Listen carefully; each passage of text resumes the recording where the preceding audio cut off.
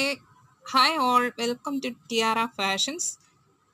ഇന്നത്തെ നമ്മുടെ stitched salwar set വരുന്നത് ടോപ്പ് ബോട്ടം ദുപ്പട്ട സെറ്റ്. ഇത് ഡ്യൂപ്യോൺ സിൽക്കിൽ വരുന്ന സെറ്റാണ്. നല്ലൊരു ബ്ലൂ ഷെയ്ഡിൽ നല്ലൊരു കളർ കോമ്പിനേഷനോടുകൂടി നല്ല ഡിസൈനോടുകൂടി ഈ ടോപ്പ് വന്നിരിക്കുന്നു.